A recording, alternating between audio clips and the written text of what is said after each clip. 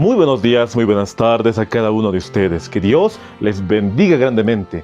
En esta ocasión vamos a adentrarnos al Concilio Vaticano II. Vamos a retornar a los años 1960. En el anterior video hemos visto cómo poco a poco se iba consolidando el ecumenismo moderno, cada año que pasaba desde 1910 hasta la actualidad. Si bien hemos mencionado lo que aconteció con el Concilio Vaticano II, no hemos visto los detalles, y el día de hoy vamos a ver los detalles, pero solamente un resumen del Concilio Vaticano II. Pero antes de poder continuar, vamos a orar para pedir la dirección de Dios y que Él nos guíe mediante su Espíritu. Yo aquí me voy a arrodillar y te invito a que me acompañes en oración. Querido Padre que estás en los santos cielos, estamos agradecidos a ti por darnos nuevamente la oportunidad de estudiar tu palabra. Te pedimos que puedas abrir nuestro entendimiento y así entender Apocalipsis 13, cómo la herida mortal está siendo sanada y estamos viendo ese cumplimiento. Y con esta historia del Concilio Vaticano II vamos a entender más a su profundidad esta cita bíblica. Te pedimos que nos ayudes y que se haga tu voluntad. En el nombre de Jesús. Amén. Para poder comenzar, vamos a abrir la palabra de Dios. Vamos a ir a Apocalipsis, el capítulo 13, el verso 3. Vamos a ver lo que nos dice. Vi una de sus cabezas como herida de muerte, pero su herida mortal fue sanada, y se maravilló toda la tierra en pos de la bestia. Muy bien sabemos que la profecía de Apocalipsis 13 representa al papado, la primera bestia, ese poder perseguidor que persiguió al pueblo de Dios desde el año 538 hasta 1798, 1260 años de persecución. La palabra de Dios lo representa como una bestia que sube del mar. Y esa bestia le fue dado dominio y reino, le fue dado poder. Pero aquí el apóstol Juan está viendo una de sus cabezas, directamente el papado, como herida de muerte. O sea que ese poder tendría una herida, pero su herida mortal sería sanada. Ahora, ¿qué representa la herida mortal? Recordemos que el papado gobernaba con el poder civil y el poder religioso. Esa era su táctica, esa era su arma, el poder civil y el poder religioso. Más en el año 1798 se destituiría al papa. ¿Qué aconteció? Estamos hablando por los años 1798, la Revolución Francesa. Napoleón Bonaparte quería hacer una revolución. Y así él quería gobernar todo lo que es Italia. Y así mandó a su general Berthier para que pueda destituir al Papa en el año 1798. Y de esa manera el Papa perdió los estados pontificios, o sea, el poder civil, y fue enviado al destierro. Al año siguiente se eligió a un nuevo Papa. Cuando la palabra de Dios dice, y su herida, se refiere a ese momento cuando fue destituido y también se lo quitaron los estados pontificios. Pero la profecía nos dice que sería sanada, o sea que tendría el mismo poder que tuvo en la Edad Media. Y a eso queremos ir ahora. Queremos ir directamente a la historia del Concilio Vaticano II, cómo influye en la profecía.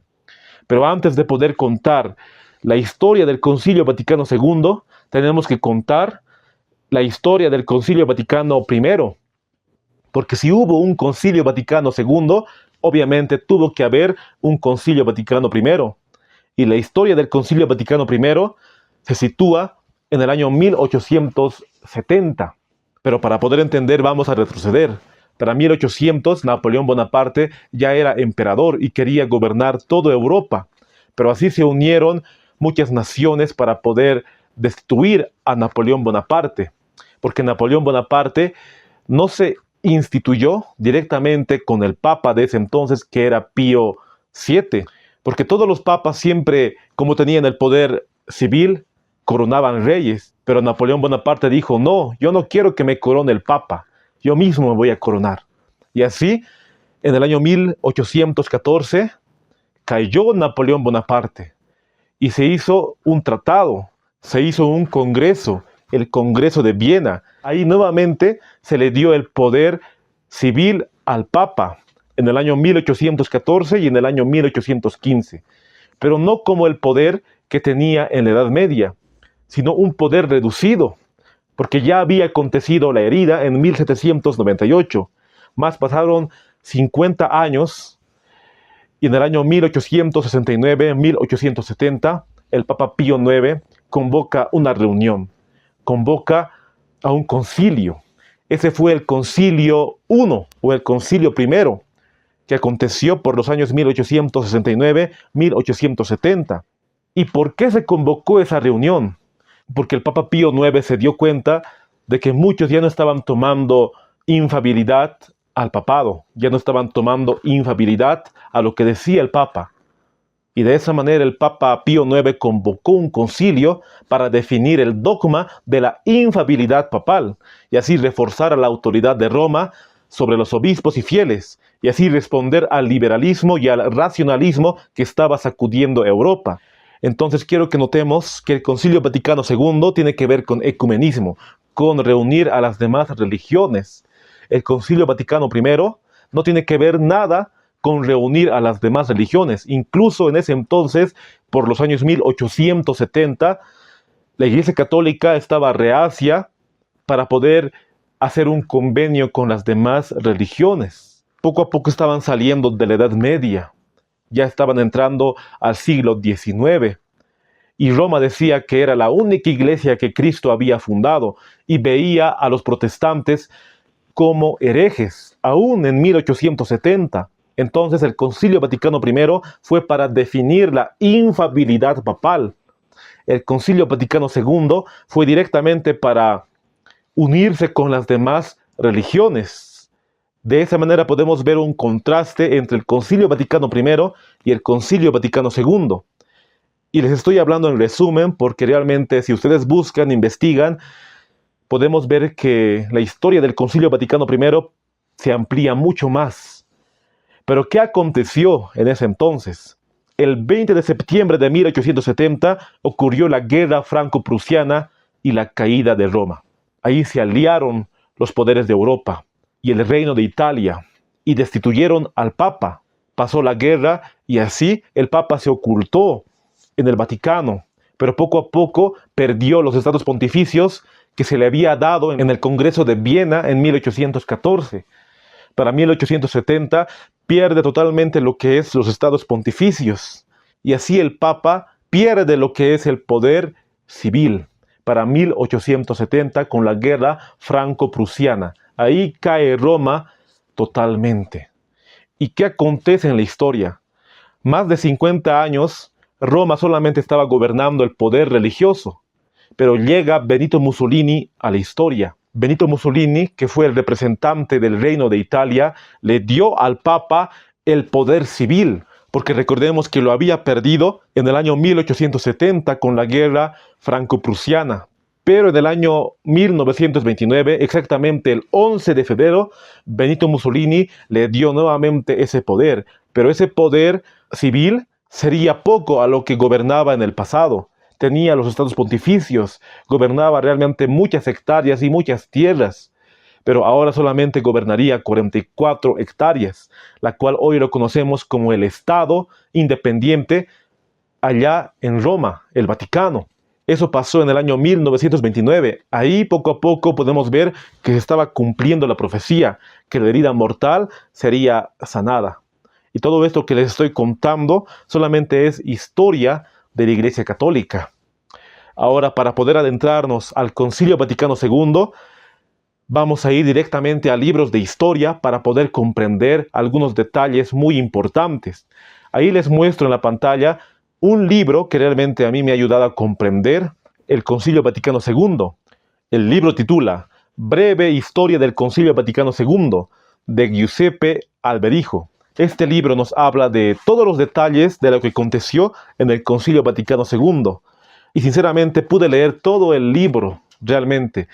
Pero siéndoles sinceros, este hombre nos manda directamente a los detalles. Y entrar a los detalles muchas veces es cansador.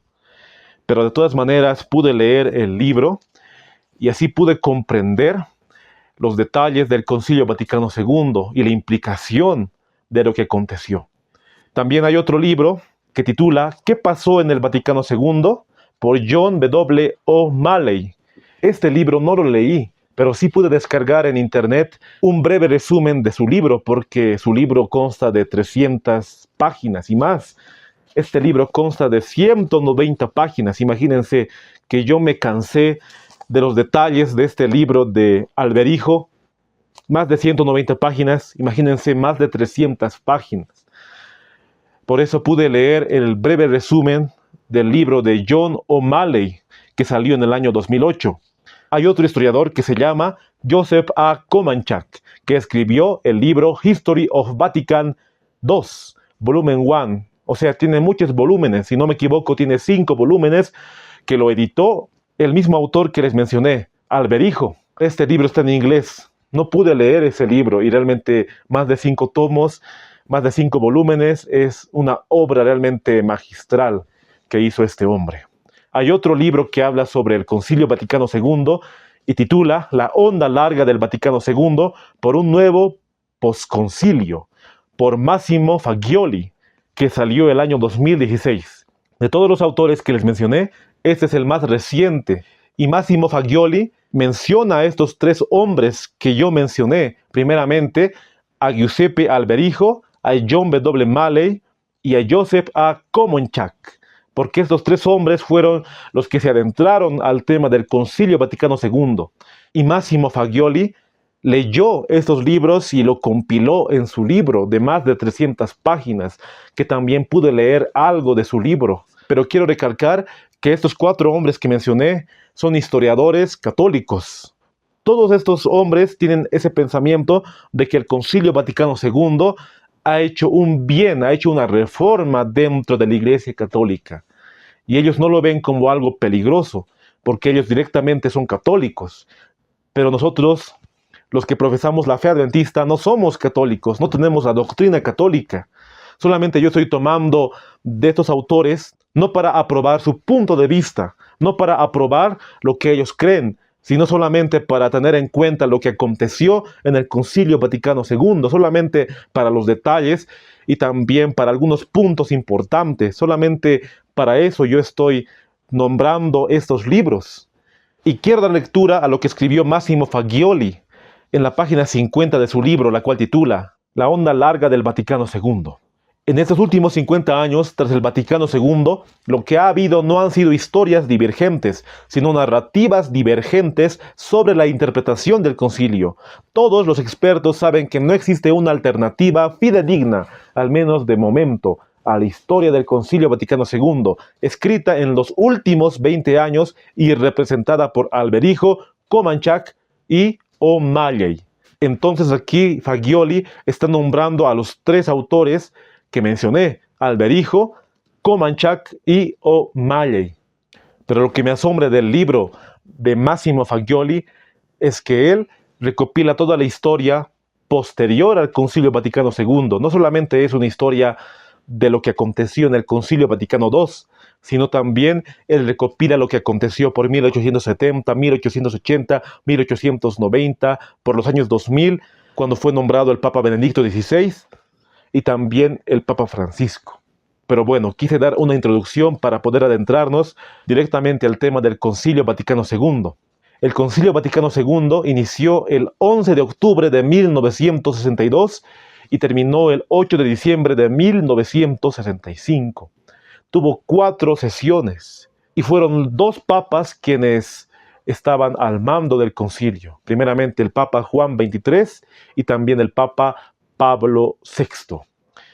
Y de esta manera el Papa Juan XXIII anuncia el concilio. Vamos a dar lectura al libro Breve Historia del Concilio Vaticano II, la página 19 de Giuseppe Alberijo. Pronuncio ante vosotros ciertamente temblando un poco de emoción, pero al mismo tiempo con un poco de resolución en cuanto al objetivo, el nombre y la propuesta de una doble celebración, un sínodo diocesano para la urbe y un concilio general para la Iglesia universal.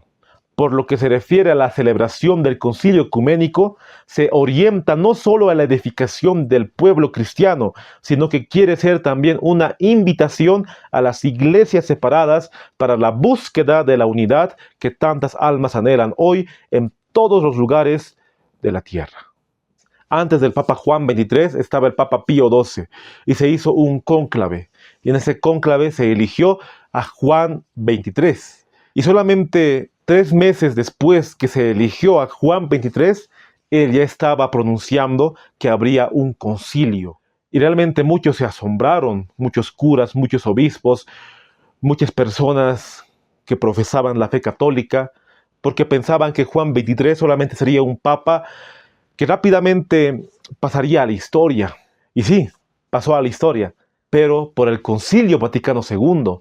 Nadie se imaginaría que un papa nuevo podría pronunciar unas palabras para que pueda haber un concilio. Por eso fue asombroso. Y lo que quiero recalcar aquí, de lo que leímos del libro Breve Historia del Concilio Vaticano II, es que el anuncio que él dio realmente era una invitación a las iglesias separadas, o sea, a las iglesias protestantes. Estamos hablando de las iglesias pentecostales, las iglesias metodistas, las iglesias presbiterianas, los ortodoxos, todas las iglesias que profesan la fe cristiana.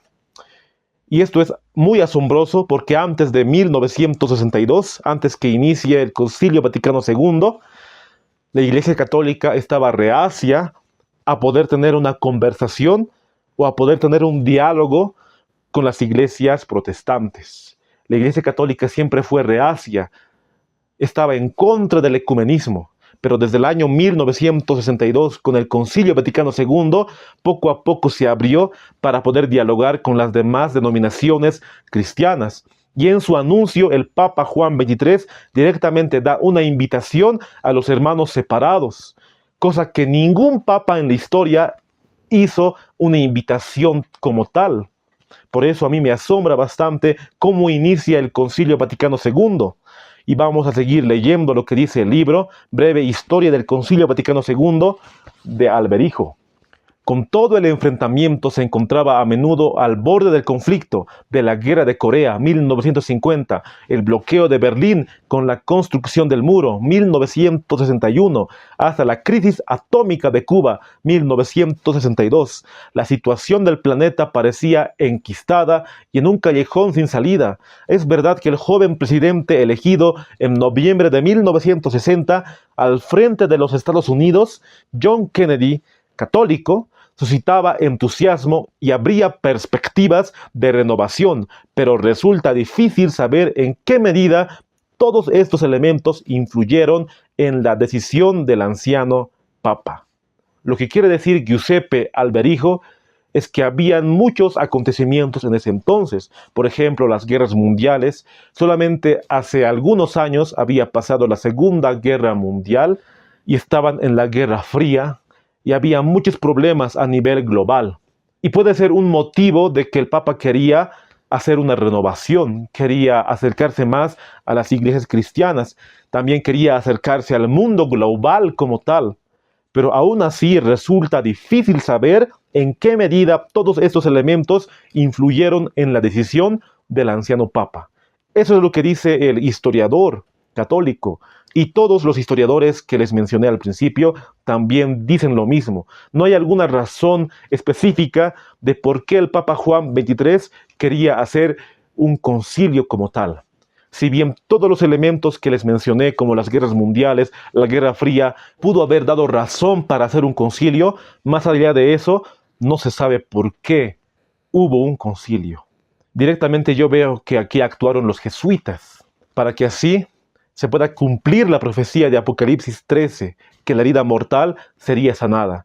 Porque si no fuera así, ¿cómo el Papa podría hacer una reunión ecuménica? ¿Cómo podría acercarse más a las iglesias pentecostales, acercarse más a las iglesias ortodoxas, a los luteranos y a todas las iglesias que profesan el nombre de Cristo? ¿Cómo? ¿Cómo podría hacer una reunión ecuménica? ¿Cómo podría gobernar sobre el mundo en sí? Solamente haciendo un concilio. Y yo veo que aquí se cumple la profecía más directamente de Apocalipsis 13, queridos hermanos. ¿Cuál era el significado del anuncio del 25 de enero de 1959? Habría que esperar la conclusión del concilio interrumpido en Roma en el lejano 1870 por el conflicto entre Francia y Prusia. Sería una ocasión para reafirmar la autoconciencia del catolicismo romano, es decir, en continuidad con la fría personalidad cuasi sobrenatural y errática del Papa Pacelli. ¿Habría lugar para algo diferente? Y en caso afirmativo, ¿qué podría hacer el concilio?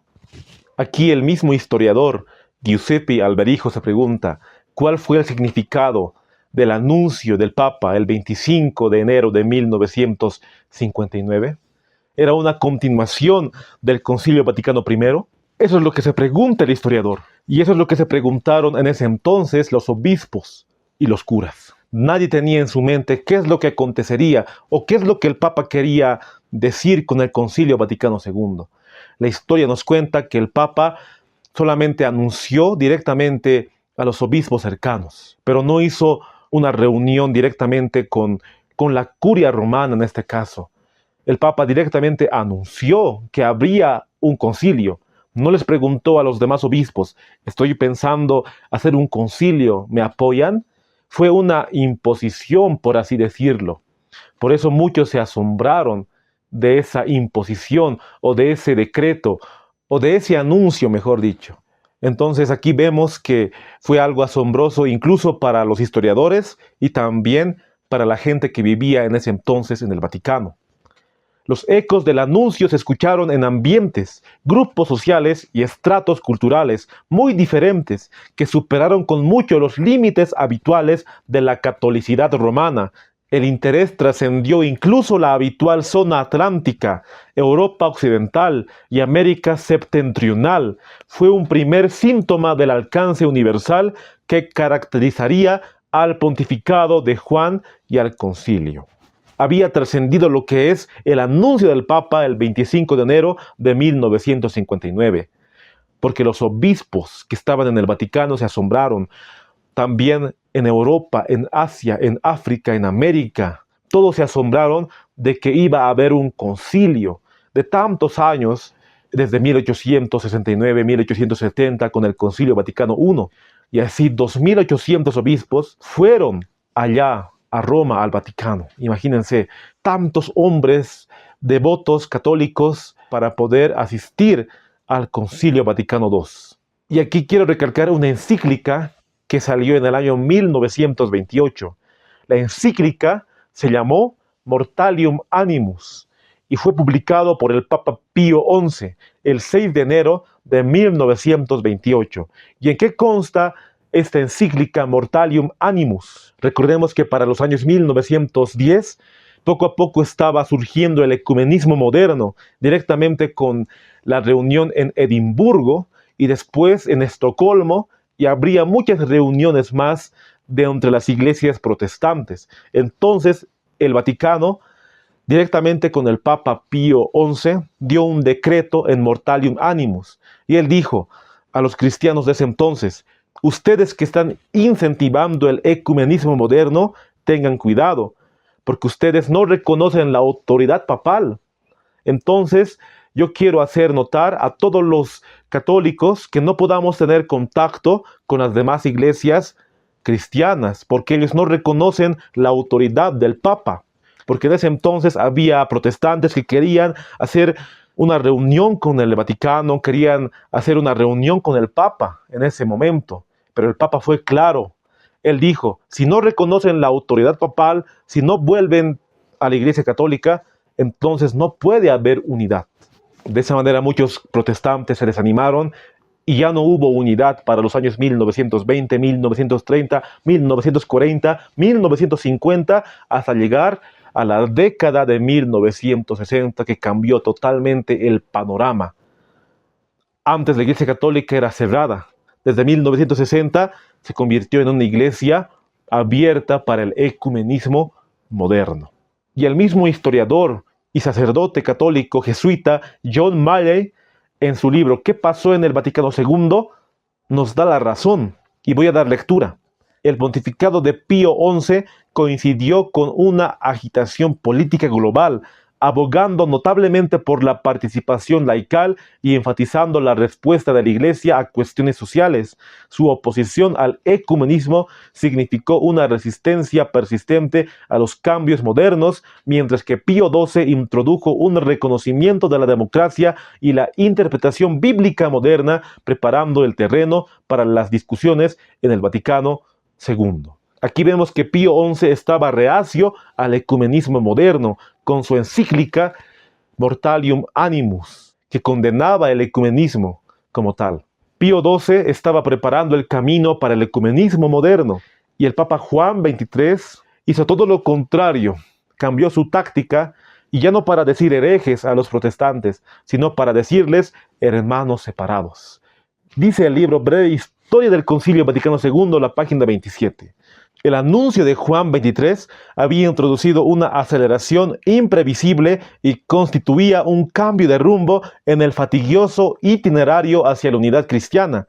El Papa tomaría ahora la iniciativa de la unidad entre las iglesias cristianas y promovería este proceso en términos de cooperación hacia un único rebaño, y no ya solo en los de retorno. Era tan inesperado y casi inverosímil que suscitaba reacciones totalmente contrarias y requería uno repensar de nuevo toda la estrategia ecuménica. Antes los papas estaban reacios para poder tener contacto con las demás denominaciones cristianas, pero ahora sería lo contrario. El papa iniciaría con la iniciativa de poder reunir a las demás denominaciones cristianas, lo que es el ecumenismo. Y aquí vemos que el papado cambió su estrategia. Antes condenaba a los protestantes como herejes porque estaban en contra de la Iglesia católica, pero ahora haría todo lo contrario. Ya no condenaría a los herejes, les diría hermanos. Esa estrategia ecuménica fue tan inverosímil, como dice aquí, y fue muy pensada por el Papa Juan XXIII. Y recordamos cómo antes del Concilio Vaticano II había reuniones ecuménicas. Directamente en el año 1910 se hizo la conferencia en Edimburgo, liderizada por John Mott. En 1921 se crea el Consejo Misionero Internacional y en el año 1925 se celebraría la conferencia en Estocolmo, directamente influenciado por Lars Olof Nathan Söderblom.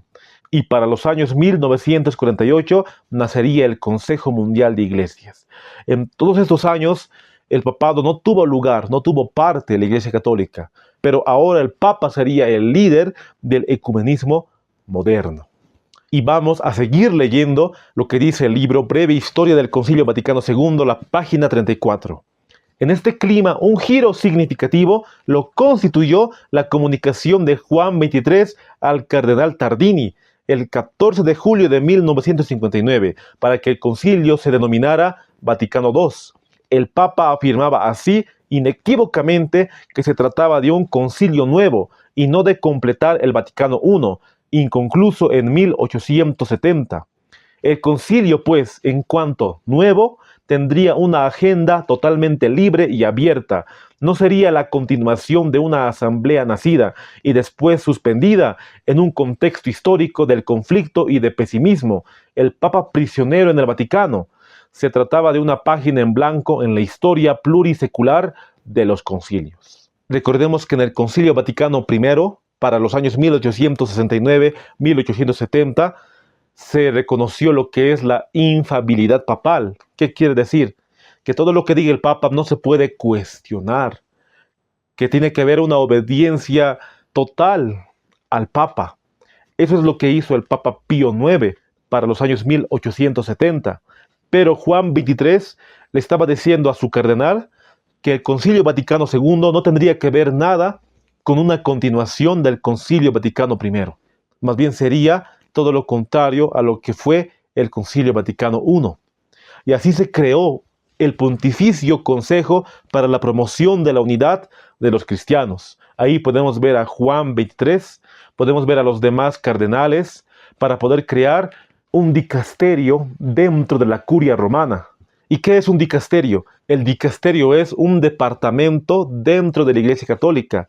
Antes de 1960 no había ese departamento, pero desde 1960 ya habría ese departamento para poder invitar a las demás religiones, a las demás denominaciones cristianas, para poder hablar y así que haya un diálogo. Desde la Santa Sede ya había ese dicasterio, la cual no había antes de 1960. Y doy lectura en el libro Breve Historia del Concilio Vaticano II, la página 43. La preparación del Vaticano II puede considerarse magnífica. No solo duró más que la propia celebración del mismo, sino que tuvo características institucionales muy relevantes. El Papa fue siempre el supremo moderador, la curia romana, la protagonista. El episcopado y los teólogos, sobre todo los europeos, fueron poco a poco considerablemente involucrados. El Papa era todo en ese momento, o sea, era el que había dado la instrucción para poder hacer un dicasterio en la curia romana directamente para invitar a otras denominaciones. Él era el promotor y él era también el moderador. Él había dado la idea para el Concilio Vaticano II, o sea, él era todo en el Concilio Vaticano, queridos hermanos. Eso es lo que nos dice el historiador. Y así poco a poco se iba preparando para iniciar el Concilio Vaticano II. Y ahí podemos ver una foto del momento. Y vamos a seguir leyendo, por ejemplo, el libro de John O'Malley, ¿Qué pasó en el Vaticano II? En el capítulo 3 dice: el Concilio Vaticano II comenzó el 11 de octubre de 1962, dirigido por el Papa Juan XXIII, con una gran procesión y un himno, asistido por alrededor de 2.500 padres conciliares y presenciado por millones a través de la televisión. Los días iniciales incluyeron una misa solemne y un discurso de apertura del Papa Juan, generando interpretaciones diversas. El Papa inició con las palabras Gaudet Mater Ecclesia, que quiere decir exulta la Madre Iglesia. 2.500 a 2.800 obispos se habían reunido, casi 3.000. Realmente una locura, porque nunca en la historia se habían reunido tantos obispos, tantos católicos en la historia. Y sigue diciendo el libro, Breve Historia del Concilio Vaticano II. El uso del latín y la emoción del momento impidieron a muchos apreciar inmediatamente el alcance del mismo. No en vano puede ser considerado el acto más relevante del pontificado de Juan XXIII y probablemente uno de los más comprometidos y significativos de la Iglesia Católica en la edad contemporánea. Finalmente, el Vaticano II es situado en la perspectiva de la unidad de todos los cristianos y aún de todo el género humano. El Papa Juan subraya una triple irradiación del misterio de la unidad de los católicos entre sí, de todos los cristianos y, en definitiva, de los hombres religiosos y no cristianos. Salta a la vista la ausencia de cualquier tipo de reproche a los cristianos no católicos. Aun cuando el Papa no renuncia a reafirmar la fidelidad de la Iglesia Católica a Cristo y a los sucesores de Pedro y su empeño en cooperar en la recomposición del gran misterio de la unidad. Recordemos que el autor Alberijo es católico y él obviamente cree que Pedro fue el primer papa y todos los católicos creen que Pedro fue el primer papa. Obviamente nosotros no creemos que Pedro fue el primer papa. Pedro fue un apóstol de Cristo, pero nunca fue católico como tal. Entonces aquí podemos ver y recalcar el misterio de la unidad. Porque no solamente el Papa quería unir a las iglesias cristianas. Muy bien aquí el libro nos dice que el Papa quería unir a los no religiosos y a los no cristianos más.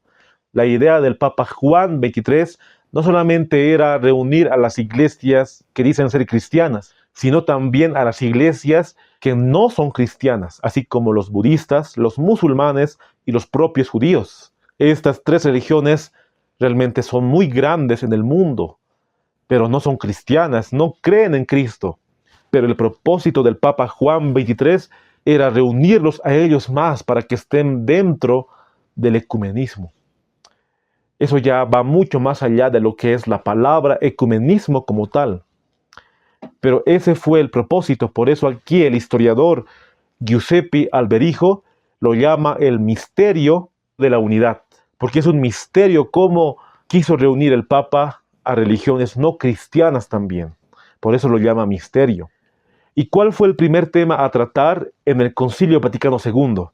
Vamos a seguir leyendo el libro, ahora la página 54. Juan 23 dispuso que el primer tema sobre el que el concilio debería trabajar era la liturgia. Se trataba del punto más maduro de la renovación de la Iglesia y el único cuyo proyecto preparatorio había obtenido el asentimiento entre los obispos ya sensibilizados por el movimiento litúrgico. Así, del 22 de octubre al 13 de noviembre, la Asamblea discutió la reforma litúrgica. Las votaciones sobre el conjunto del esquema y sobre cada capítulo registraron siempre una gran mayoría a favor, a pesar de la tenaz resistencia de una minoría reacia a toda innovación. ¿Cuál fue el primer tema a tratar? La liturgia. Tal vez muchos de ustedes se preguntarán, ¿qué es la liturgia? Yo nunca fui católico. Tal vez alguno de ustedes es o tal vez fue católico. La liturgia tiene que ver con los ritos y ceremonias que ahí se presenta, con el sacramento directamente que tiene que ver relacionado con la Eucaristía. O sea, toda la liturgia que se hace en la Eucaristía tenía que cambiar desde 1962 con Sacrosanctum Concilium. Y vamos a entender más a su detalle leyendo lo que dice el libro Breve Historia del Concilio Vaticano II, la página 55. La adopción de las lenguas vernáculas, al menos para algunas partes de las celebraciones litúrgicas, era la innovación más llamativa, aunque no fuera la más importante. De esta forma se restablecía un lugar de encuentro con la gente común, proponiendo el mensaje evangélico de modo comprensible. Aquí estamos viendo directamente la adopción de las lenguas vernáculas. ¿Qué quiere decir? Las lenguas del pueblo. Por ejemplo, antes del Concilio Vaticano II, todas las misas se hacían en el idioma latín. Estés tú en Europa, en África, allá en China, allá en Asia, aquí en América, en Bolivia, en cualquier país del mundo, se hacía en latín. Pero ahora se adaptaría al lenguaje del pueblo, o sea, español, inglés, francés y en cualquier lengua. Eso quiere decir lengua vernácula, la lengua del pueblo. Entonces, ese fue un punto clave del cambio en cuanto a la liturgia. Y también otro cambio muy notable sería la misa tridentina. Ahí, como tú puedes ver en la pantalla, de esa manera se celebraba la misa tridentina. Entraba el cura, el sacerdote, y así empezaba a leer algunos textos en latín. Y daba la espalda al público con la hostia y empezaba a rezar. De esa manera se celebraba lo que era la misa. Pero ahora ya sería todo distinto. Ahora el público, o sea, la hermandad, participaría también en la liturgia, leyendo salmos, leyendo algunos textos bíblicos y cantando y respondiendo al cura cuando se daría la misa.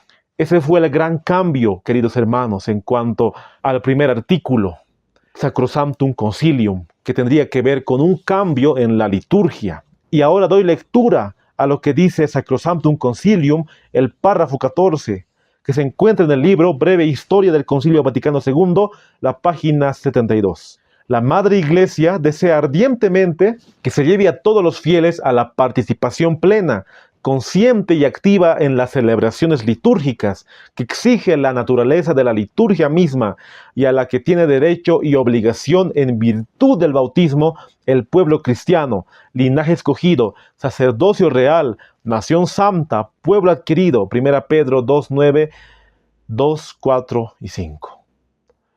De esa manera está constituido el acta del Concilio Vaticano II, en el párrafo 14. Ahora todos participarían en lo que es la misa, Ya no sería solamente el cura o el sacerdote que tendría parte, sino todos podrían responder al cura, podrían cantar en ese sentido. Y se podría hacer en cualquier lenguaje, se podría hacer en español, se podría hacer en inglés y en cualquier lengua. Y así, de esa manera, podrían participar los oyentes. Y miren lo que dice este historiador católico, Massimo Faggioli, en su libro La Onda Larga del Vaticano II, la página 87. Ya hemos casi olvidado que la reforma litúrgica del Vaticano II es una de las reformas más importantes, si no la más importante de todas, en la historia del catolicismo moderno. Actualmente, a 50 años del Vaticano II, recién comenzamos a redescubrir el sentido teológico de esta reforma y de su potencial para el futuro de la Iglesia. ¿Y por qué leo este fragmento de Massimo Faggioli?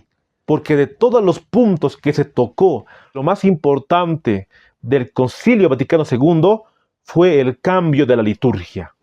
Tal vez para muchos podría ser así. Para mí es directamente el ecumenismo, más que Sacrosanctum Concilium. Pero vamos a seguir leyendo, vamos a seguir adentrándonos a la historia. El 23 de noviembre el concilio entró en la última fase del primer periodo.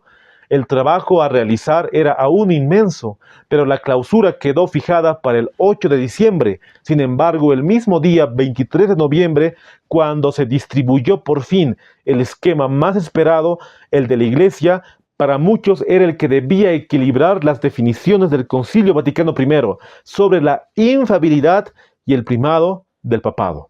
Para el 23 de noviembre ya estaba concluyendo la primera fase, porque recordemos, eran 4 fases las cuales el Concilio Vaticano II tuvo. La primera fase ya había concluido con Sacrosanctum Concilium, directamente lo que hemos mencionado de la liturgia. Y vamos a seguir leyendo el libro Breve Historia del Concilio Vaticano II, lo abrevié BHCB, la página 67. Por su parte, el Secretariado para la Unidad elaboró un texto sobre el compromiso ecuménico de la Iglesia Católica, situándolo en una perspectiva totalmente renovada en relación con las posiciones mantenidas en los últimos siglos. El proyecto reelaborado partía del desarrollo del movimiento ecuménico y trataba de traducir en la práctica la visión de una iglesia que se abría al diálogo con los hermanos separados. En la mente del Papa Juan XXIII estaba el ecumenismo, y se elaboró el ecumenismo antes de su muerte. O sea, se elaboró, pero no se llegó a concretar, porque el Papa murió el 3 de junio de 1963, y así lo dice el libro Breve Historia del Concilio Vaticano II. La desaparición del Papa, aquí habla el historiador como desaparición, directamente como muerte. La desaparición del Papa el 3 de junio de 1963, día del Pentecostés, constituyó un acontecimiento espiritual que conmovió inesperadamente a una gran parte de la humanidad. Había abierto un tiempo nuevo en la Iglesia. Había propuesto los temas esenciales de la caridad y de la unidad, estrechamente unidos a los de la renovación de la actitud espiritual, de las estructuras eclesiales y también de la reformulación de la doctrina. Al Papa Juan XXIII le había dado cáncer de estómago y había muerto a los 81 años. A los 77 años había sido nombrado Papa, realmente un hombre muy mayor, y poco a poco su salud se iba deteriorando a lo largo del tiempo. Pero aún así el Papa estaba activo en cuanto al ecumenismo, en cuanto al Concilio Vaticano II, y así él murió el 3 de junio de 1963. Todos los sacerdotes, todos los obispos dijeron, ¿ahora qué va a ser del concilio? ¿Será que el nuevo Papa pueda continuar con las mismas ansias que tuvo Juan XXIII? ¿O será que ahí quede lo que es el concilio? Muchos tenían preguntas por la muerte del Papa, pero ahí se hizo un nuevo cónclave. Pero antes de mencionar al nuevo Papa, quiero leer las últimas palabras de Juan XXIII. Ofrezco mi vida por la Iglesia, por la continuación del concilio ecuménico, por la paz en el mundo y por la unión de los cristianos. Mis días en este mundo han llegado a su fin, pero Cristo vive y la Iglesia debe continuar con su tarea. Ut unum sint. Ut unum sint. Ut unum sint quiere decir que todos sean uno. Y el deseo del Papa, o sea, obviamente el hombre de pecado, era continuar con lo que es el concilio, con el ecumenismo. Se hizo un cónclave y ahí se eligió a un nuevo papa, directamente al Papa Pablo VI. Y eso nos dice el libro Breve Historia del Concilio Vaticano II, la página 81.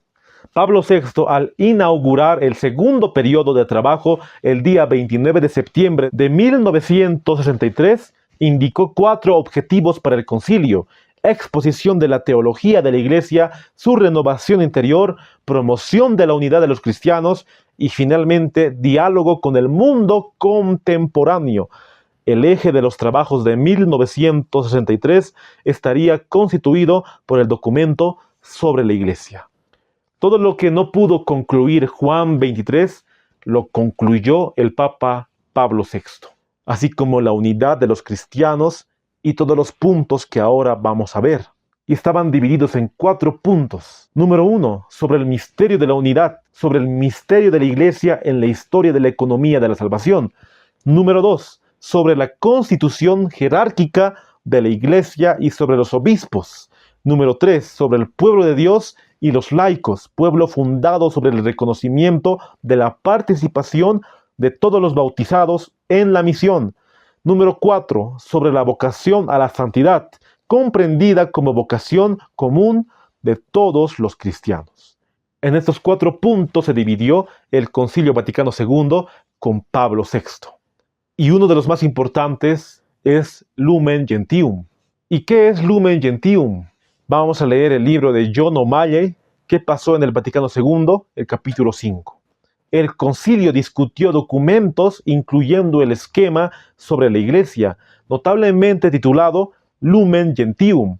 El nuevo texto enfatizaba el misterio de la Iglesia, el papel de los laicos y el llamado a la santidad. Marcó un alejamiento del lenguaje jurídico estricto hacia un tono más pastoral, reflejando la visión más amplia del concilio. Recordemos lo que aconteció para 1870, el Concilio Vaticano I. ¿Qué se habló en ese concilio?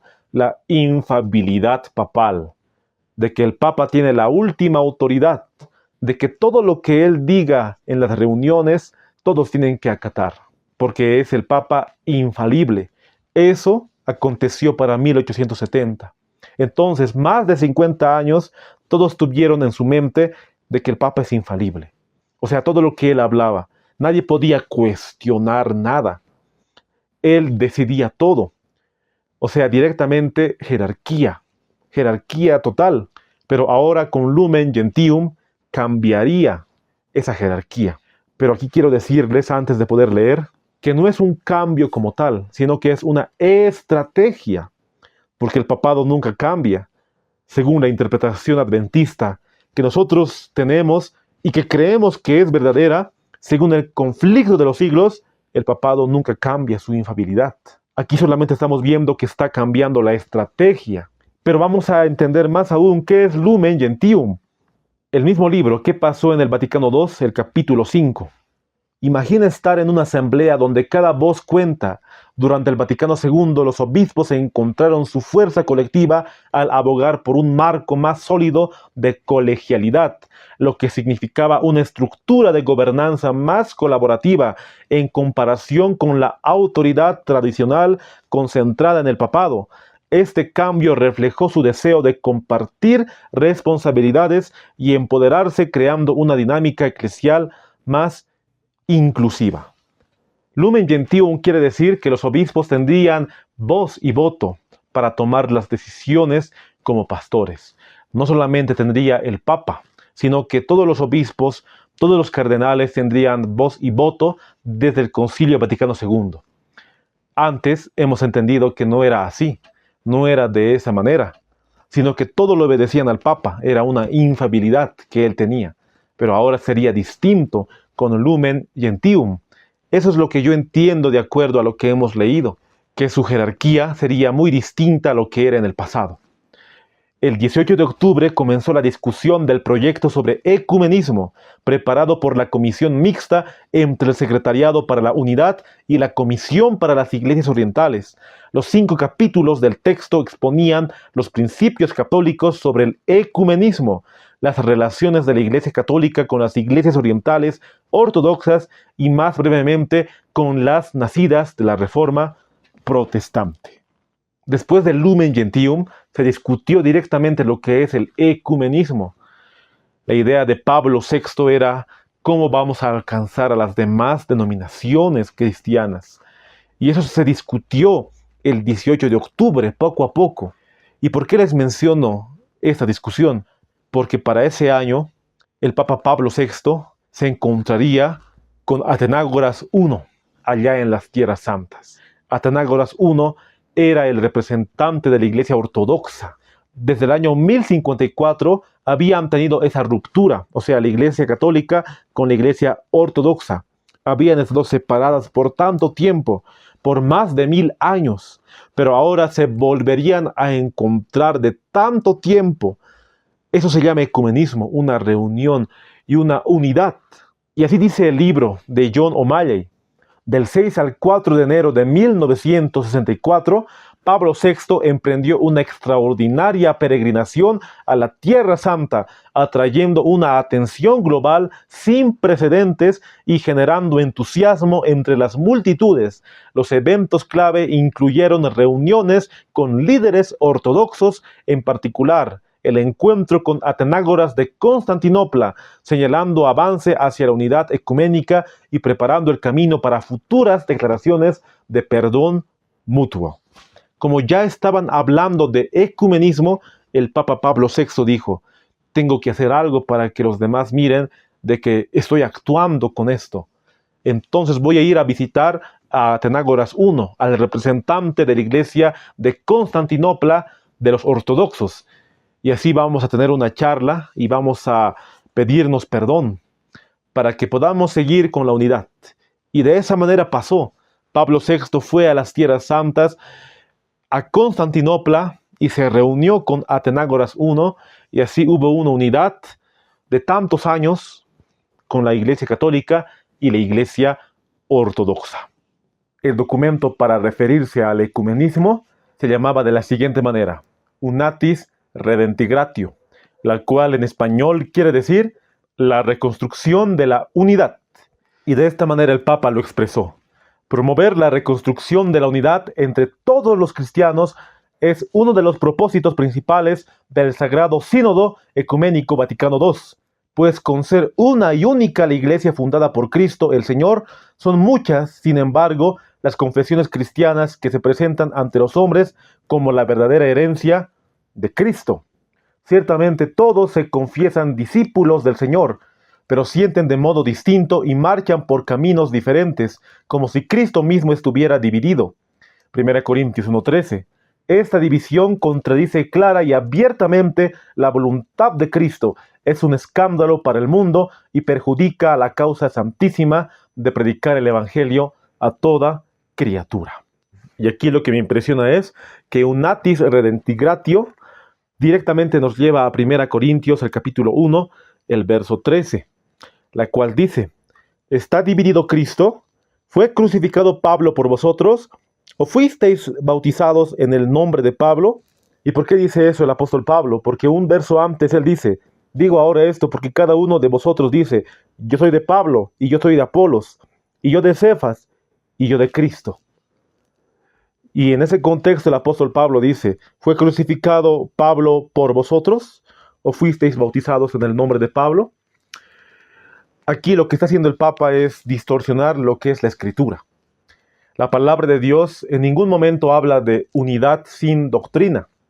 Y aquí muy bien estamos viendo que Unatis Redintegratio directamente habla sobre el sínodo ecuménico. O sea que el mismo Papa dice: hay muchas confesiones, hay muchas religiones, muchas denominaciones que todas dicen ser fundadas por Cristo Jesús. Pero al final todos podemos ser uno y no estar divididos, como dice 1 Corintios 1:13. Más bien, la voluntad de Cristo es que todos podamos predicar el Evangelio a toda criatura. Ese es un engaño de Roma. La palabra de Dios dice en 1 Corintios 1:10, os ruego pues, hermanos, por el nombre de nuestro Señor Jesucristo, que habléis todos una misma cosa, y que no haya entre vosotros divisiones, sino que estéis perfectamente unidos en una misma mente y en un mismo parecer. Muy bien dice aquí el apóstol Pablo, os ruego pues, hermanos, por el nombre de nuestro Señor Jesucristo, les dice a los corintios, porque ellos estaban dividiendo y no habían entendido lo que es la unidad cristiana, o había divergencia entre ellos.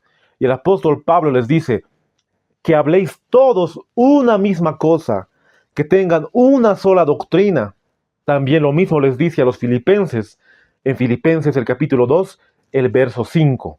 Haya pues en vosotros ese mismo sentir que hubo también en Cristo Jesús. De esa manera podemos ver que Dios nos habla a través de su palabra de que todos debemos ser uno, pero no uno en la mentira, ni en el engaño, ni en el error.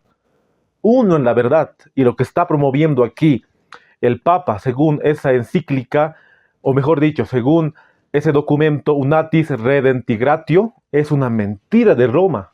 ¿Y por qué es una mentira de Roma? Vamos a seguir leyendo lo que dice el libro Breve Historia del Concilio Vaticano II, la página 136. De acuerdo con este espíritu, el concilio reconocía la necesidad de superar la contraposición de los respectivos sistemas doctrinales, aceptando que el modo y el método de enunciar la fe pueden ser diversos en su complementariedad y que las verdades de la doctrina cristiana tienen grados diferentes de proximidad al núcleo de la revelación. Aquí estamos viendo directamente lo que es el ecumenismo moderno. Muy bien dice aquí el libro que Unatis Redintegratio directamente tiene que ver con superar la contraposición de los respectivos sistemas doctrinales. O sea que no importa la doctrina que tú creas, más bien el Señor nos pide unidad. Eso es lo que está diciendo aquí Unatis Redintegratio. Y yo veo que este es el principal cambio antes de Sacrosanctum Concilium, Unatis Redintegratio, la cual tal vez no lo vemos tan importante, pero realmente es un gran cambio que hizo la Iglesia Católica con la encíclica Unatis Redintegratio. Y aquí estamos viendo esa unidad, la cual no es bíblica. Cristo oró para que su pueblo sea uno. Juan 17:21, para que todos sean uno, como tú, oh Padre, en mí y yo en ti, que también ellos sean uno en nosotros, para que el mundo crea que tú me enviaste. Cristo quiere que seamos uno en la verdad y en la doctrina, para que todos prediquemos y hablemos una misma cosa, con el mismo pensar de Cristo, con la misma mente de Cristo, no con una mente ecuménica como lo está promoviendo el Concilio Vaticano II. Y tristemente muchas de las iglesias protestantes le han dado la mano al hombre de pecado, al hijo de perdición, le han dado la mano a ese poder perseguidor que pareciera que hubiera cambiado con lo que estamos viendo, pero no cambió, más bien cambió su estrategia, pero realmente sigue siendo el mismo poder perseguidor. Y vamos a seguir leyendo lo que dice. El modo y el sistema de expresar la fe católica no deben convertirse de ninguna manera en un obstáculo para el diálogo con los hermanos. Los teólogos católicos afianzados en la doctrina de la Iglesia deben seguir adelante en el diálogo ecuménico con amor a la verdad, caridad y humildad, investigando juntamente con los hermanos separados sobre los misterios divinos. Aquí directamente se refiere a hermanos separados a las iglesias protestantes, las iglesias ortodoxas, las iglesias evangélicas, como los luteranos, como los presbiterianos, como los metodistas, como los bautistas, y a todas las iglesias cristianas.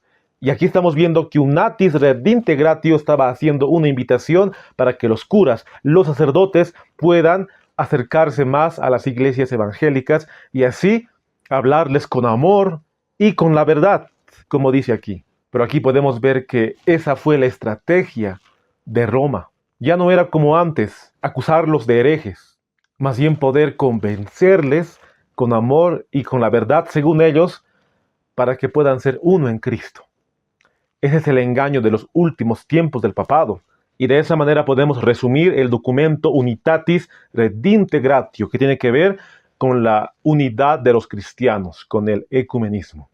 Otro punto también que ha sido muy controversial fue Nostra Aetate, breve historia del Concilio Vaticano II, la página 162. Por último, la declaración sobre las relaciones de la Iglesia con las religiones no cristianas, Nostra Aetate, en nuestro tiempo, aprobado por 2.221 votos a favor, 88 en contra y 1 nulo, señalaba, a pesar de las tensiones que había provocado y las imperfecciones que seguían existiendo, un giro importante en la actitud católica hacia las otras religiones en general y muy especialmente en relación al judaísmo. ¿Qué quiere decir Nostra Aetate?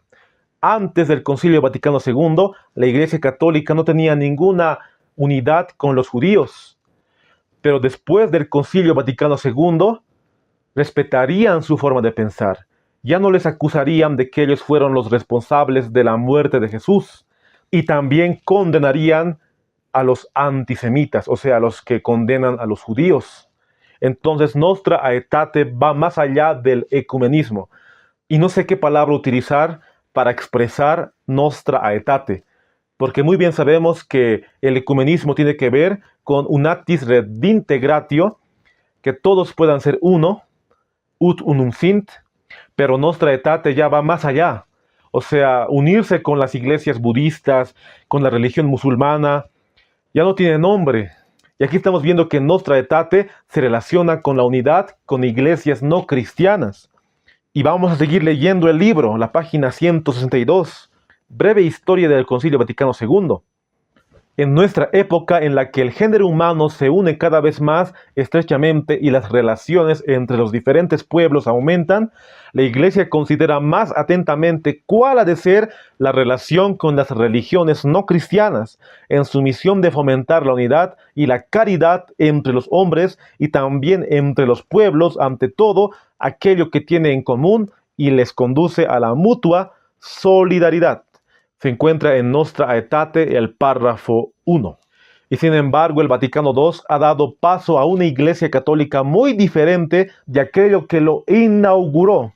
La condición de cristiandad dominante aún en Europa y por ella en el catolicismo mundial quedó superada el 8 de diciembre de 1965.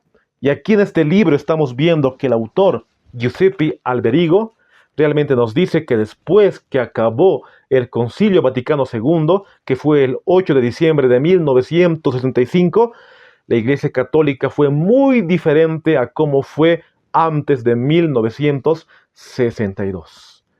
Hubo un cambio abismal de lo que era antes y de lo que es ahora. Eso está diciendo el autor, el historiador católico.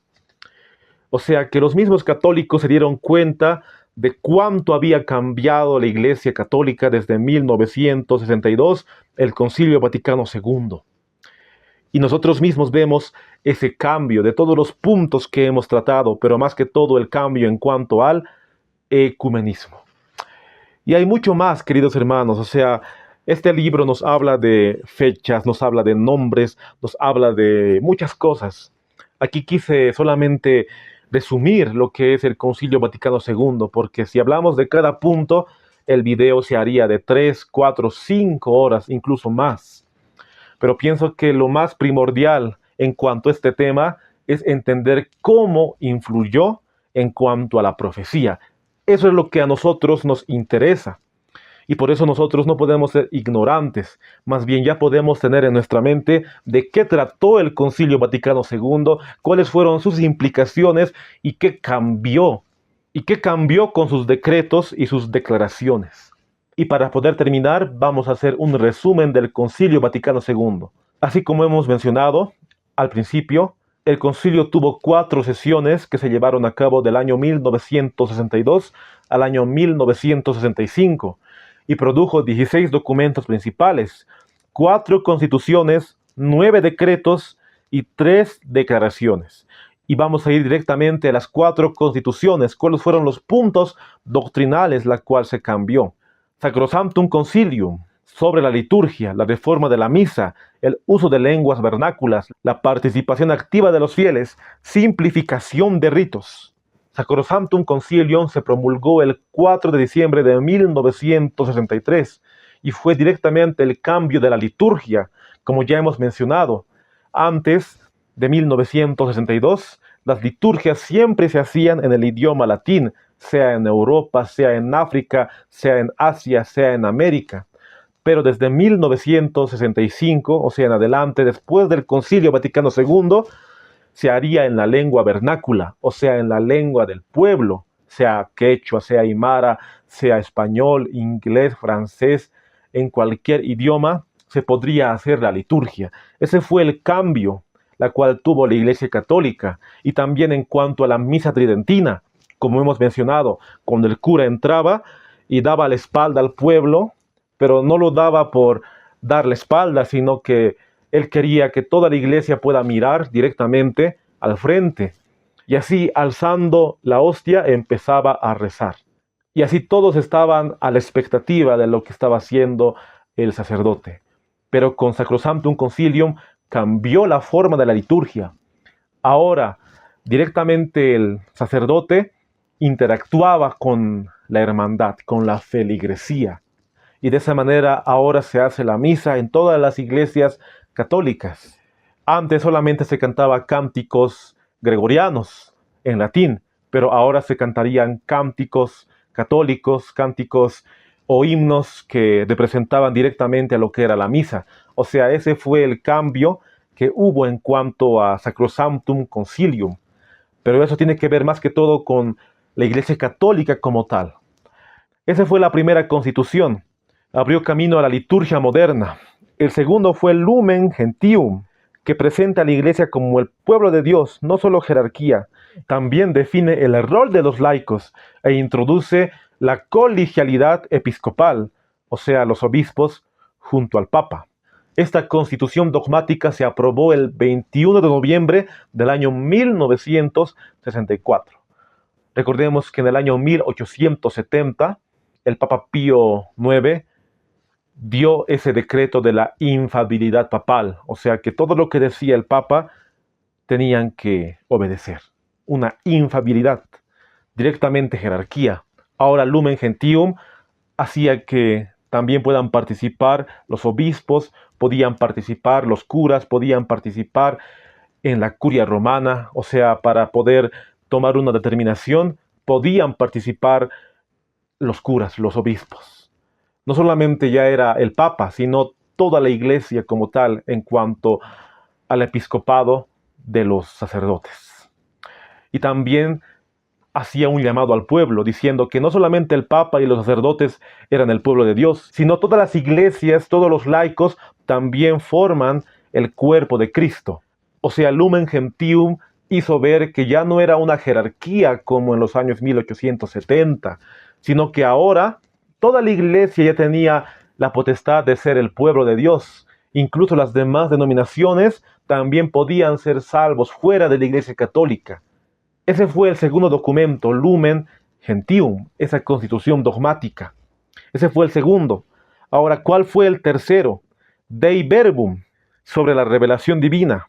Subraya que la palabra de Dios está en la escritura y la tradición unidas. Promueve el estudio de la Biblia y la traducción de la Biblia al idioma del pueblo.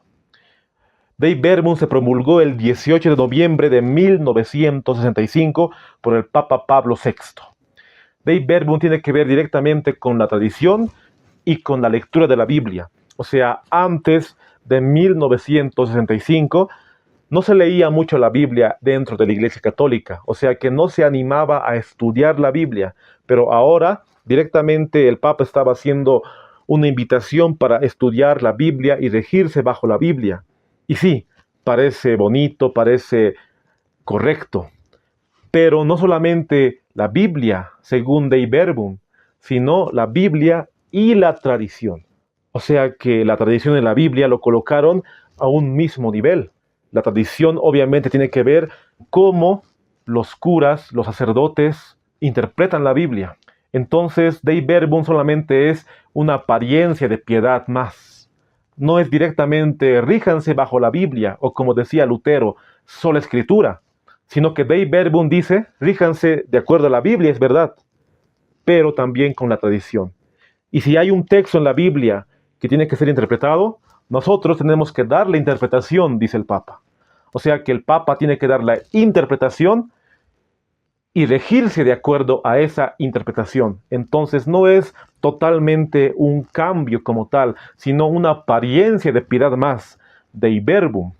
Como dice en el párrafo 10, la interpretación auténtica de la palabra de Dios, escrita o transmitida, ha sido confiada únicamente al magisterio vivo de la Iglesia. O sea, el magisterio tiene que ver con la curia romana, directamente oficiada por el Papa. Y solamente les doy un ejemplo. Ahí en la pantalla pueden ver un periódico católico que salió en el año 1893, donde reconoce que el día sábado es el verdadero día de reposo y que la Iglesia Católica fue la responsable de cambiar el verdadero día de reposo, como dice en la fecha 23 de septiembre de 1893. Podrás leer la Biblia desde el Génesis hasta el Apocalipsis y no encontrarás una sola línea que autorice la santificación del domingo. Las Escrituras ordenan la observancia religiosa del sábado. Y aquí es donde yo me asombro, porque aquí la misma Iglesia Católica dice que vas a leer desde el Génesis hasta el Apocalipsis y no vas a encontrar una santificación para el domingo, sino que la Biblia nos dice que observemos el día sábado. Si Dei Verbum sería, como dice en la encíclica, regirse de acuerdo a la Biblia, entonces la Iglesia Católica debería guardar el sábado, porque el sábado es el verdadero día de reposo, pero la Iglesia Católica no guarda el sábado, las iglesias protestantes tampoco guardan el sábado. Entonces podemos ver que la unidad que estamos viendo aquí es espuria, porque si no está a la ley y al testimonio, entonces hay que rechazarlo. La palabra de Dios, desde el Génesis hasta el Apocalipsis, nos habla del verdadero día de reposo, del día sábado que Dios ha instituido, lo ha santificado, y nosotros como adventistas lo guardamos para poder amar más al Señor y para obedecer su santa ley.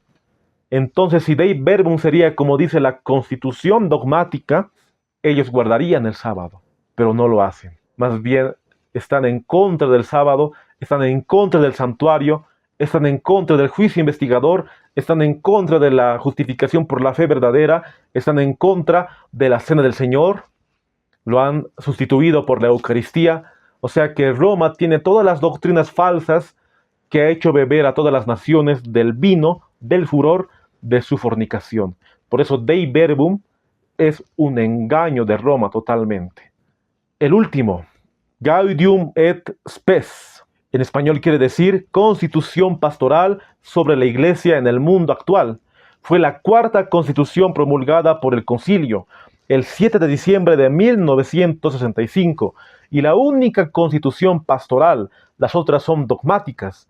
A diferencia de otros documentos que trataban sobre la doctrina interna de la Iglesia, Gaudium et Spes se dirige al mundo moderno, buscando un diálogo abierto con la sociedad. Antes, muchos documentos eclesiásticos veían el mundo moderno como enemigo. Gaudium et Spes adopta un tono de diálogo, no de condena.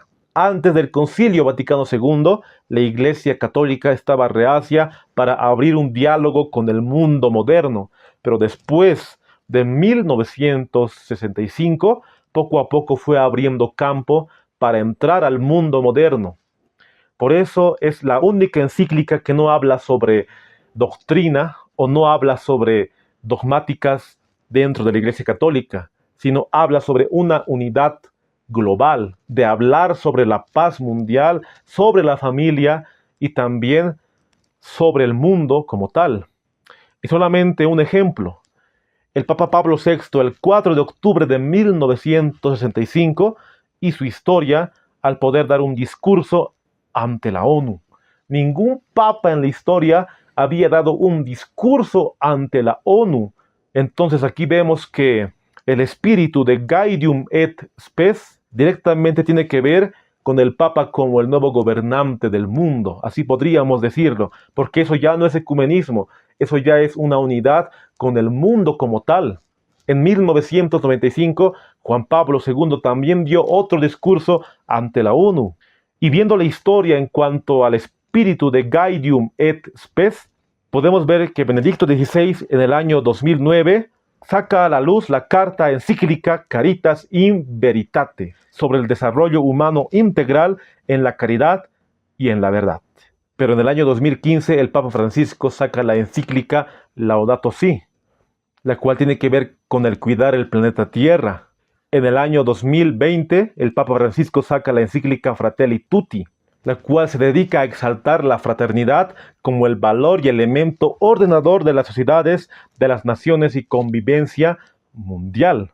Y en el año 2023 el Papa Francisco saca Laudate Deum, la cual tiene que ver con el cuidado de las cuestiones medioambientales y la ecología integral.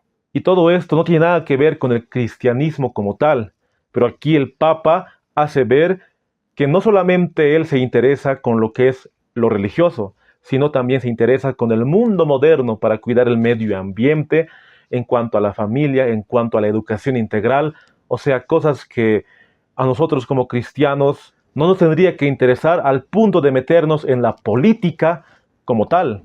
O sea que sí tenemos que saber en cuanto a estas cuestiones, pero no podemos adentrarnos directamente para promover lo que es la paz mundial, promover la ONU, por ejemplo.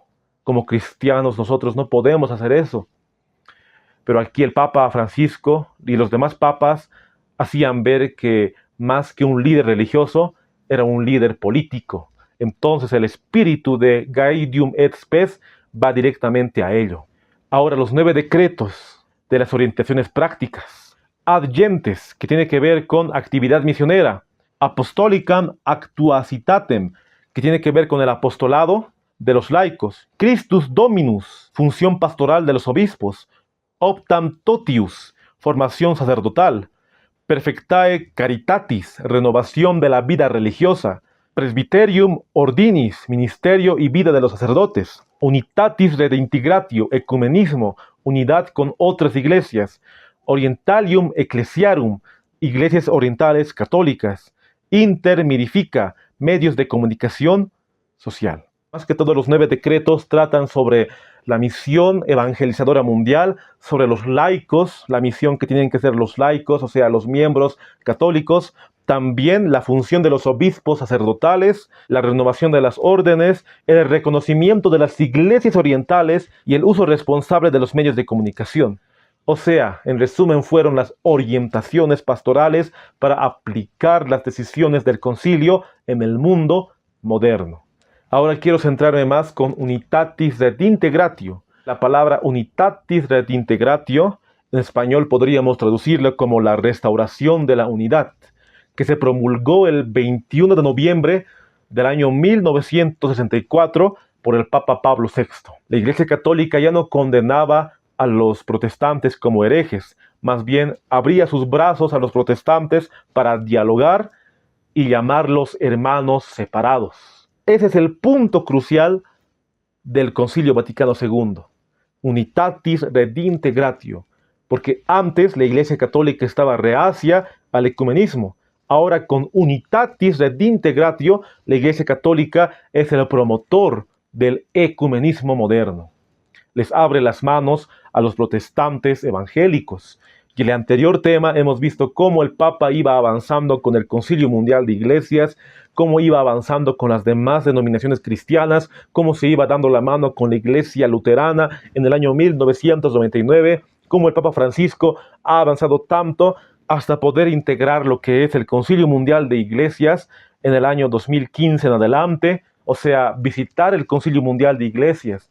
Unitatis redintegratio es el punto crucial del ecumenismo moderno, la cual hoy está causando tanta controversia en muchos protestantes, ya que muchos lo ven al Papa como un peligro, pero tristemente la mayoría de los protestantes, la mayoría de las iglesias pentecostales, presbiterianas, metodistas, bautistas, luteranas, ya no lo ven como un peligro, lo ven como un hermano más. Y tristemente muchos hermanos adventistas también ven al hombre de pecado, al hijo de perdición, como un hermano más.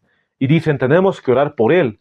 Pero tristemente esas iglesias han caído porque se han dado la mano con aquel poder perseguidor que está en la palabra de Dios, que está en 2 Tesalonicenses 2, lo que el apóstol Pablo lo llama la apostasía y el apóstol Juan lo llama la bestia, Daniel lo llama el cuerno pequeño.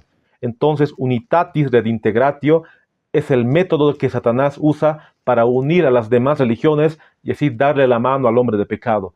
De esa manera se cumplirá la profecía, que las iglesias protestantes que están simbolizados en el Apocalipsis como la imagen de la bestia, le darán poder al papado, al hombre de pecado, al hijo de perdición, a ese poder perseguidor. Recordamos hace muchos años el Concilio de Letrán en el año 1215, que fue convocado por el Papa Inocencio III para tratar temas relativos a la fe y la moral, con más de 1200 obispos, y el objetivo era consolidar la supremacía de Roma, definir dogmas, disciplinar a la cristiandad y reprimir herejías. Y también se declaró oficialmente que solo dentro de la Iglesia Católica hay salvación, que fuera de la Iglesia Católica no hay salvación. Eso se decretó en el Concilio de Letrán en el año 1215 por el Papa Inocencio III. Ahora podemos ver que Unitatis Redintegratio dice: ya no hay una condenación para ustedes. Fuera de la Iglesia Católica también puede haber salvación. Más bien hay que unirse. ¿Ven ese contraste, queridos amigos y hermanos, entre los años 1215 con el Papa Inocencio III y ahora con el Papa Pablo VI para 1965? Roma no ha cambiado, solamente la estrategia es lo que ha cambiado. Sigue siendo el mismo poder perseguidor, sigue siendo la bestia del Apocalipsis. Y eso es lo que nosotros debemos denunciar, ese sistema que se ha corrompido. Ahora, para finalizar, las 3 declaraciones, la cual a mí me asombra bastante. Primero, dignitatis humanae nostra aetate y gravissimum educations. Primeramente vamos a empezar con gravissimum educations. Significa literalmente la importancia de la educación. Fue promulgada por el Papa Pablo VI el 28 de octubre de 1965 durante el Concilio Vaticano II. Habla sobre la educación cristiana, pero con una visión ecuménica y moderna, es decir, intenta adaptar la enseñanza católica a los tiempos contemporáneos y a la cooperación entre religiones. Toda persona tiene derecho a la educación, promueve colaboración entre sistemas educativos y estados. Aquí entra el espíritu ecuménico. La Iglesia abre la puerta al diálogo con gobiernos, instituciones y hasta con otras religiones, buscando una unidad educativa. Gravissimum educations realmente es gravísimo. ¿Y por qué es gravísimo? Porque aquí estamos hablando de educación. El objetivo del Papa es que los jesuitas puedan adentrarse a los colegios protestantes, a las universidades protestantes y gobernar sobre las universidades protestantes, tener una comunión con las universidades evangélicas. Y ha logrado bastante el papado en cuanto a la educación. Y el objetivo es ese de Gravissimum Educations, que los jesuitas puedan enseñar a tus hijos. Ese es el propósito de Gravissimum Educations. Y eso es lo que a mí me preocupa bastante, porque la educación, como hoy lo estamos viendo, es totalmente una enseñanza romana. Y el papado desde 1962 ha ido pensando cómo introducirse a las iglesias, a los colegios, a las universidades y también a centros de educación para implantar su idea romana. Ese fue y es el propósito de Gravissimum Educations. Y solamente quiero nombrar un ejemplo. Ahí en la foto estás viendo a un hombre. Este hombre se llamó Samuel Bacchiocchi. ¿Quién fue Samuel Bacchiocchi? Él nació por los años 1938 allá en Italia. Él era un adventista del séptimo día, pero después de 1962, él empezó a estudiar allá en la universidad en Roma, en Italia. Antes solamente aceptaban a católicos, pero él fue el primer protestante adventista en ser aceptado. Hizo su doctorado en cuanto a defender el Santo Sábado, pero al final el Papa Pablo VI le dio una medalla por reconocer el ecumenismo, siendo un adventista del séptimo día.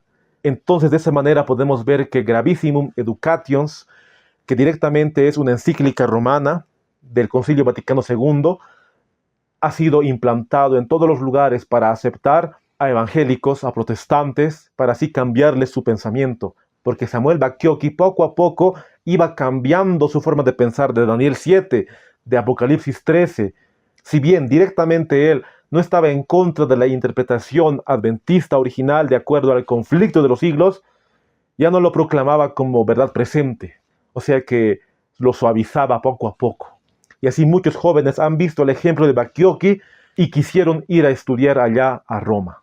Y tristemente así muchos jóvenes se han corrompido, porque Roma es muy astuta. Su único objetivo es que todos puedan tener la religión católica implantada en su corazón y así dar infabilidad al Papa.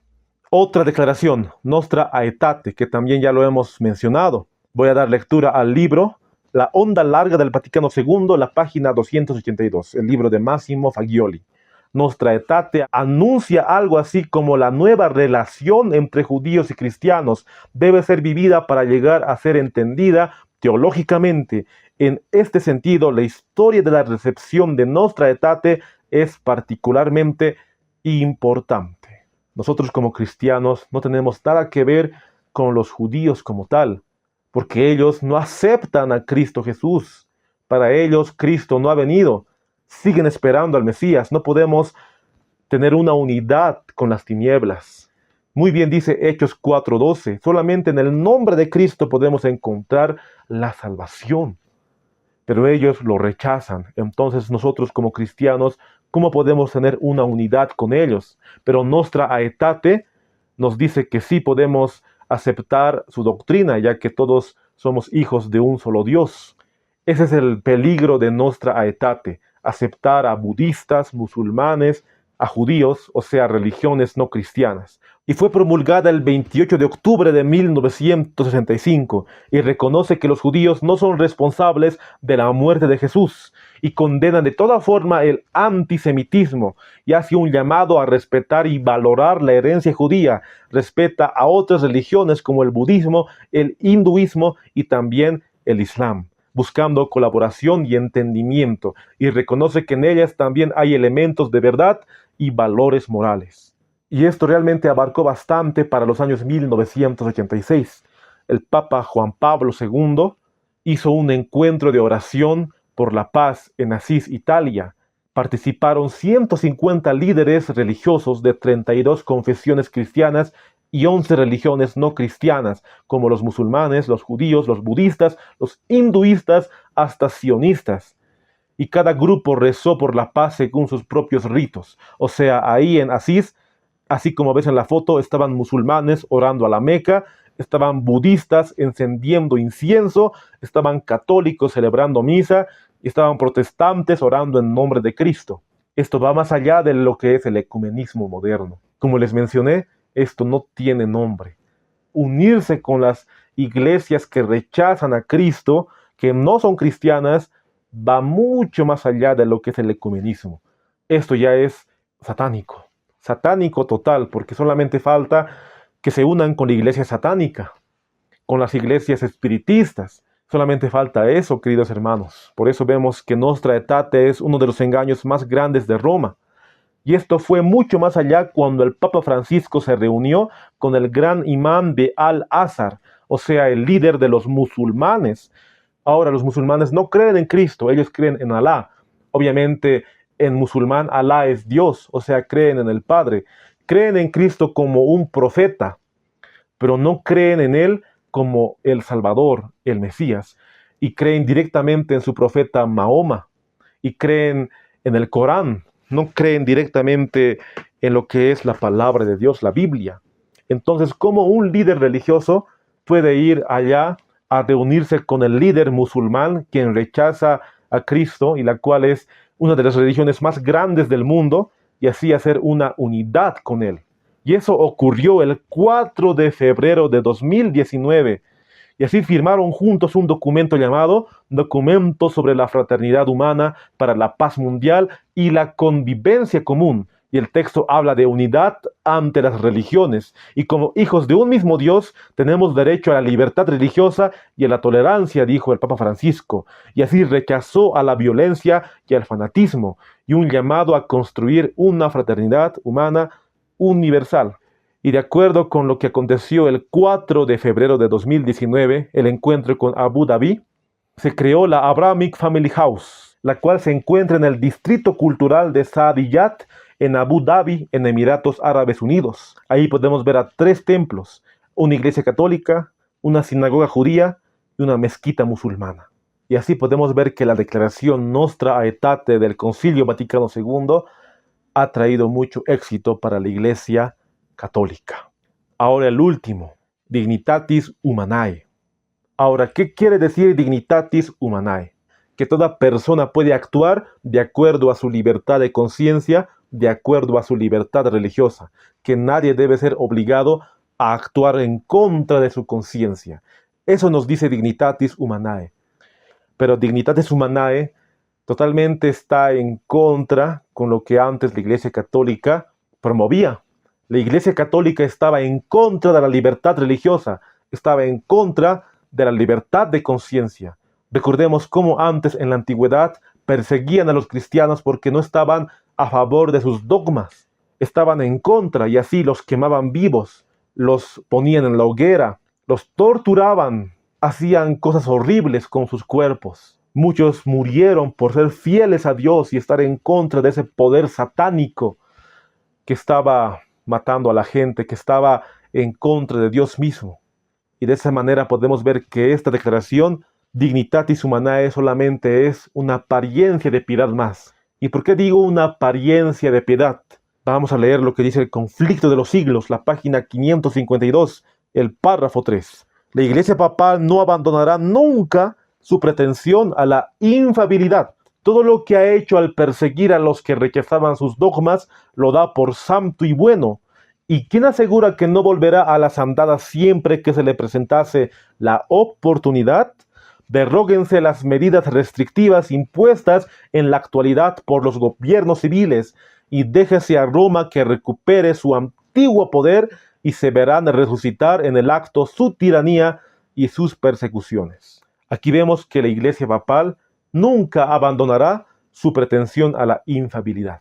O sea, todo lo que ha hecho en el pasado lo da por santo y bueno. Y si realmente se derogaran las medidas restrictivas impuestas actualmente por los gobiernos civiles y se dejase a Roma que recupere el poder que tenía, se verán resucitar en el acto la tiranía y sus persecuciones, así como era en el pasado. De la misma manera, ahora en estos tiempos, el papado podría perseguir, podría matar, podría hacer mucho más de lo que hizo en la Edad Media, acabar con los protestantes y hacer todo tipo de atrocidades. O sea, Roma no ha cambiado, queridos hermanos. El Concilio Vaticano II solamente es una apariencia de piedad más. Parece un cambio, parece que el papado ha cambiado y ya no es la misma Iglesia católica de la Edad Media, ya no es el mismo poder perseguidor de la Edad Media. Pareciera, pero vemos que es una táctica más. Es una táctica satánica para poder promover el ecumenismo moderno. Y así la imagen de la bestia rendirá un homenaje a la bestia. Y así podemos ver que en el año 2018 los protestantes, o sea, los que dicen ser seguidores de Cristo, le abrieron las manos al hombre de pecado. El Papa Francisco visitó el Concilio Mundial de Iglesias. Y eso nunca había pasado en la historia. Y así las iglesias protestantes ya no ven al Papa como un peligro, sino lo ven como un hermano en Cristo. Pero como decía Lutero, realmente me asombra lo que decía Martín Lutero. Él dijo: me siento ya más libre en mi corazón, pues sé finalmente que el Papa es el anticristo y que su silla es la de Satanás. El Conflicto de los Siglos, la página 152, el párrafo 1. Eso es lo que dijo Martín Lutero. Pero ahora los luteranos y todas las iglesias protestantes se han dado la mano con el hombre de pecado. Directamente han abandonado lo que es la palabra de Dios. Le han dado la espalda a Dios y han preferido darle la mano a aquel poder perseguidor. Y en el mismo capítulo que hemos leído del Conflicto de los Siglos, el capítulo 36, la libertad de conciencia amenazada, nos habla de los peligros de Roma. Y dice de la siguiente manera: los protestantes consideran hoy al romanismo con más favor que años atrás, en los países donde no predomina y en donde los partidarios del Papa siguen una política de conciliación para ganar influjo. Se nota una indiferencia creciente respecto a las doctrinas que separan a las iglesias reformadas de la jerarquía papal. Entre los protestantes está ganando terreno la opinión de que, al fin y al cabo, en los puntos vitales, las divergencias no son tan grandes como se suponía, y que unas pequeñas concesiones de su parte los pondrían en mejor inteligencia con Roma. Aquí estamos viendo que la mensajera del Señor está diciendo que algunos protestantes ya no ven al papado como lo vieron antes los protestantes verdaderos, sino que lo ven como un hermano más. Y estamos hablando de los años 1800 aproximadamente. Ahora estamos viendo cómo ha avanzado el ecumenismo como tal. Y aquí Ellen White escribió del ecumenismo, de la unión de las iglesias protestantes con el papado. Y sigue diciendo: tiempo hubo en que los protestantes estimaban altamente la libertad de conciencia adquirida a costa de tantos sacrificios. Enseñaban a sus hijos a tener en aborrecimiento al papado y sostenían que tratar de congeniar con Roma equivaldría a traicionar la causa de Dios. Pero cuán diferentes son los sentimientos expresados hoy. El conflicto de los siglos, la página 551, el párrafo 1. Ese tiempo ha terminado, cuando los protestantes enseñaban a sus hijos a tener en aborrecimiento al papado. Ahora los mismos protestantes les enseñan a sus hijos, a sus familias, a las iglesias, a sus iglesias, a poder darse la mano con el hombre de pecado, con el hijo de perdición. Los protestantes antiguos, los verdaderos protestantes, tristemente ya no están. Pero ahora en los últimos tiempos nosotros debemos ser los verdaderos protestantes, porque la reforma protestante no acabó con la vida de Lutero, sino que sigue hasta el fin del mundo, dice el conflicto de los siglos. Entonces nosotros debemos ser aquellos atalayas, aquellos quienes denuncian ese sistema corrupto que ha hecho beber a las naciones del vino del furor de su fornicación. Debemos ser aquellos quienes denuncian el ecumenismo moderno, para que así podamos denunciar la apostasía y la falsedad, y así muchos puedan arrepentirse y puedan volver a la verdad. Y de esa manera podemos ver que se cumplirá la profecía. Apocalipsis 13:3. Y vi una de sus cabezas como herida de muerte, pero su herida mortal fue sanada, y se maravilló toda la tierra en pos de la bestia. Antes de poder estudiar el Concilio Vaticano II, no entendía la magnitud de ese concilio. Ahora sí entiendo, ya me doy cuenta, que fue un arma mortal para que así el papado pueda gobernar sobre las demás religiones. Así para que el papado pueda sanar su herida.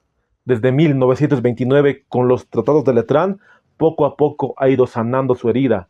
Y una de sus sanaciones fue en el año 1962 al año 1965, cuando aconteció el Concilio Vaticano II.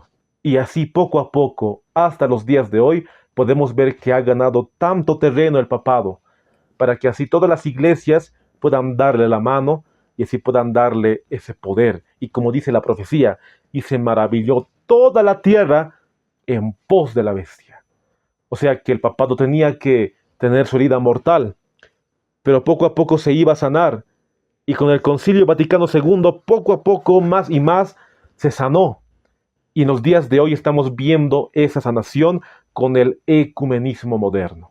Por eso veo que estudiar estos temas toman tiempo. Es verdad, queridos hermanos, toman tiempo. Pero así nosotros estamos viendo el cumplimiento de la profecía ante nuestros ojos. Y solamente esto nos señala que Cristo está a las puertas, que nuestro Salvador muy pronto vendrá por su pueblo, que terminará muy pronto el dolor, el pecado y la maldad. Pero para eso nosotros debemos acercarnos más al Señor, arrepentirnos de nuestros pecados y así predicar el mensaje de los tres ángeles, la verdad presente, denunciando al poder perseguidor papal, denunciando al ecumenismo moderno y así denunciando a las falsas doctrinas que ha hecho beber a todas las naciones del vino del furor de su fornicación. Esa es nuestra labor, llevar almas a los pies de Cristo con la verdad, con la sana doctrina y unirnos en la verdad, no en el ecumenismo. Espero que este estudio nos haya ayudado a comprender mucho más de lo que es el Concilio Vaticano II y espero que sigamos estudiando más la palabra de Dios, el espíritu de profecía y también lo que aconteció en el pasado, porque nosotros debemos siempre estar al tanto de lo que hace el papado. No seguirlo a él, sino estar al tanto para ver el cumplimiento de las profecías. Antes de poder culminar, voy a orar para pedir la dirección de Dios y que todo lo que hemos avanzado se pueda quedar grabado en nuestra mente y en nuestro corazón. Aquí yo me voy a arrodillar y te invito a que me acompañes en oración. Querido Padre que estás en los santos cielos, estamos agradecidos a ti por darnos estas oportunidades de estudiar tu palabra. Hemos visto cómo poco a poco se ha ido cumpliendo Apocalipsis 13:3. Y más que todo en cuanto al Concilio Vaticano II, cómo Roma ha ido ganando tanto terreno hasta los días de hoy, que estamos en tiempos finales, que ha avanzado tanto para su sanación. Y queremos nosotros denunciar ese poder perseguidor, ese sistema religioso y el ecumenismo que el diablo ha implantado para ir en contra de tu gobierno, Señor. Te pedimos que podamos ser firmes en la verdad, en la sana doctrina, y así, de esa manera, predicar el mensaje de los tres ángeles. Te pido por aquella hermana, por aquel hermano que siempre escuchen los videos, que les des también discernimiento y sabiduría para poder comprender y que todos podamos ver los tiempos que estamos viviendo. Te agradezco nuevamente por el estudio de hoy y te pedimos que se haga tu voluntad en nuestras vidas. Todo esto te lo pedimos sin merecerlo, en el sagrado nombre de tu Hijo amado Salvador Jesús. Amén.